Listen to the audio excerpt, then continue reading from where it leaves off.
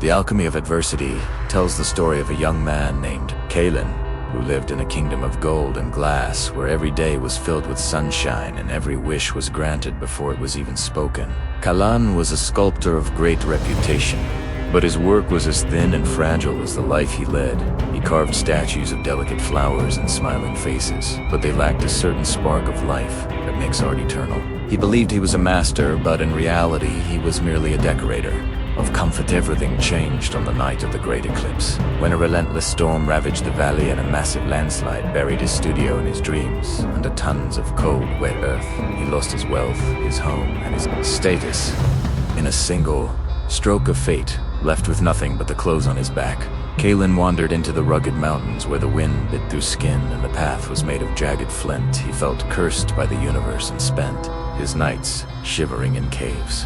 Wondering why life had turned so cruel, he felt that his time of darkness was a prison, but he did not yet realize it was actually a forge. One evening, deep in the wilderness, he discovered a massive boulder of obsidian that had been unearthed by the same storm that destroyed his life. It was volcanic glass, born from the intense heat of the earth and hardened by ages of pressure. Unlike the soft marble he was used to, this stone was sharp, dangerous, and incredibly difficult to handle. He found a primitive hammer and began to strike the stone out of pure frustration. Each blow vibrated through his arms and into his chest. His hands grew calloused and his muscles grew lean and hard. The cold taught him the value of fire in the silence. Of the mountains taught him the value of his own inner voice. He began to realize that the easy life had made his mind soft and his vision blurry. In the struggle for survival, his senses had sharpened. He started to carve the obsidian, not with the goal of making something pretty, but with the intent of expressing the raw power of the struggle he was enduring. He carved the likeness of a person leaning into a gale with teeth clenched and eyes fixed on the distant horizon. It was a self-portrait of his own soul being hammered into shape by the very winds that tried to blow him a moment's past, and his clothes became rags. But his spirit became like steel when he finally returned to the city, carrying the statue on a wooden sled. The people did not recognize the man who had left. He was no longer the soft artist in silk robes, but a man with a gaze that could pierce through shadows. When he unveiled the obsidian statue in the central square, a profound silence fell over the crowd. People began to weep, not because the statue was beautiful in a traditional sense, but because it captured the truth of human resilience. They saw their own struggles, their own losses, and their own hidden strength reflected in the dark glass. Galan realized then that the bad times had not come to diminish him, but to expand him.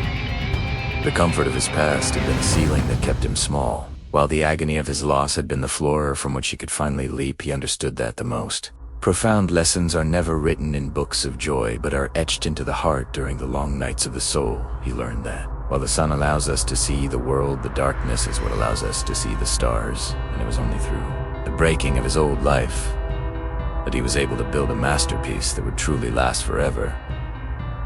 He no longer feared the storm, because he knew that the storm was the only thing capable of washing away the dust to reveal the diamond underneath.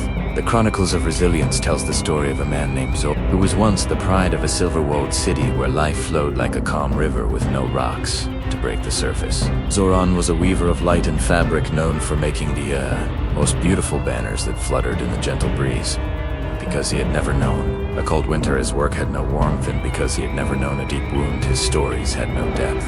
He lived in a bubble of perfection, believing that his talent was a gift of nature rather than a result of effort. One season, a shadow fell over the land as a great drought withered the fields, and a sudden plague of locusts stripped the city of its wealth and its food. Zoran saw his looms broken, his precious silk burnt to ash, and his reputation vanish as people turned from art to survival. He was forced out of his comfortable home and into the barren outlands where the soil was cracked and the sky was a bruised purple of endless heat. He walked until his feet were bloody and his throat was parched, cursed by the memory of his former ease, and convinced that the universe was punishing him for a crime he did not commit. In the heart of the wasteland, Zoran found an ancient abandoned ironworks buried under layers of sand and rust. There was no silk here, and no light to weave. But there was iron heavy, cold and unyielding. He began to realize that the soft threads of his past could never survive in this harsh new world. If he wanted to live, he had to change his medium. He picked up a heavy sledgehammer and began to beat the rusted iron, not to make something beautiful, but to vent the rage and the sorrow that filled his chest. The sound of metal hitting metal became the heartbeat of his new existence. And for the first time in his life, Zoran was not playing with colors. He was fighting for a legacy. Bad Time became his most demanding tutor. The hunger taught him focus, because he could not afford to waste a single movement. The loneliness taught him self-reliance, because there was no one to applaud his progress in the heat of the forge. Taught him that transformation only happens when you are willing to burn away the old version of yourself. He spent years in that desert workshop, forgotten by the world, while his hands became like leather and his spirit became an unbreakable blade. He was no longer weaving banners for the wind, he was forging tools for the soul. He began to create a massive gate, made of intricate iron vines and thorns, which he called the Passage of Thorns. It was a work of art that showed the beauty of the struggle, the pain of the climb, and the triumph of standing tall despite the scars. He realized that if he had stayed in his silver city, he would have died a hollow man, but the desert had filled him with a substance that time could not erode. He understood that the bad time was not a detour from his life, but the very path he was meant to walk to reach his true potential. When the drought finally ended and the greenery returned, Zoran hauled his iron gate back to the gates of his old city. The people who remembered the soft weaver were shocked to see the titan who stood before them. He did not ask for his old life back, because he had outgrown it. He placed the gate at the entrance of the city, as a reminder to all that the winters of our lives are not meant to kill us, but to clear the path for a spring that is stronger and more vibrant than anything we have known before. He looked at his scarred reflection in the metal and smiled, knowing that the man he had become was worth every tear he had shed in the dark. The transformation of Zoran continued in the silent aftermath of his return, as he realized that the Iron Gate was not the end of his journey, but merely the foundation of a new era for his people. The city began to rebuild, but the people were still haunted by the memory of the drought, and the fear that their newfound peace was a fragile mask. Zoran saw that they were trying to return to their old soft ways, seeking comfort in the shallow golden glass that had failed them before he knew that his mission was to teach them the secrets of the forge and to show them that a soul without scars is a soul without a shield. He opened a school in the heart of the ruins, not of weaving or of painting, but of alchemy and endurance. He called it the Hall of the Iron Heart, where the young and the old came to learn that their failures were not weights to carry, but stones to build with. He spoke to them in a voice that carried the grit of the desert and the heat of the furnace, telling them that the bad times were the only moments in their lives when they were truly being shaped into something that could withstand the universe.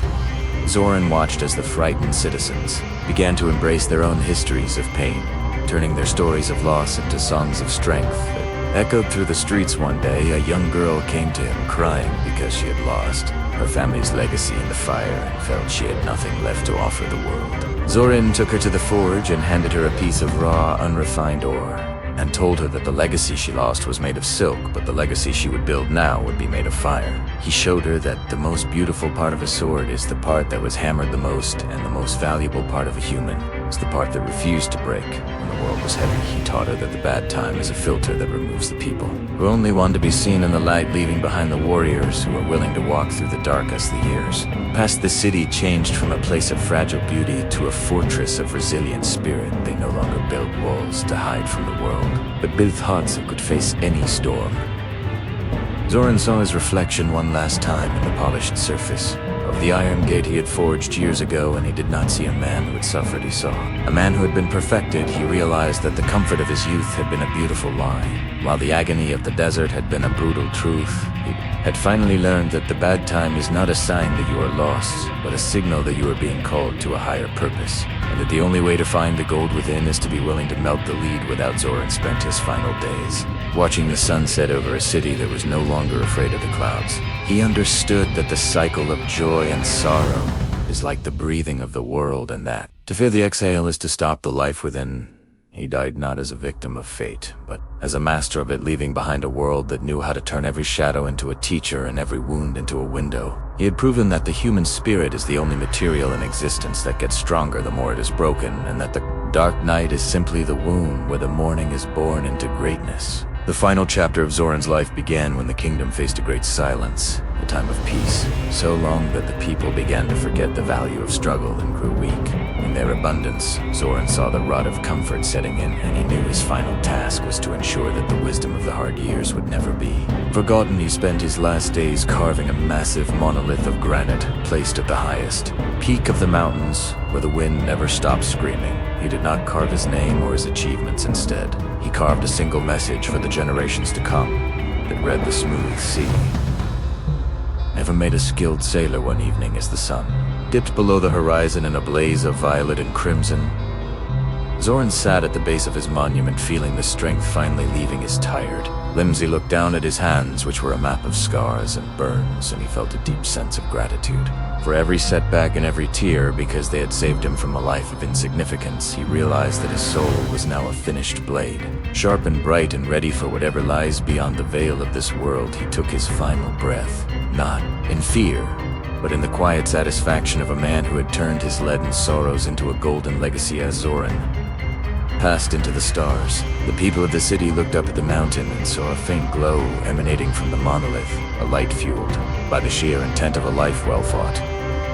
His story became a legend whispered to children when they failed their tests, and 2 leaders. When they lost their way, the master of the forge had vanished, but the fire he lit in the hearts of the broken continued to burn, providing heat to the cold and hope to the hopeless. The bad times had come and gone, like a seasonal storm, but the man they had created remained, eternal, proving forever that while pain is inevitable, the decision to be transformed by it is the ultimate victory of the human spirit. Your time is coming. Keep believing. Keep fighting. Don't just watch. Go out and prove them wrong. Thank you for being part of the journey. If you liked it, please like, comment, and subscribe. Bye.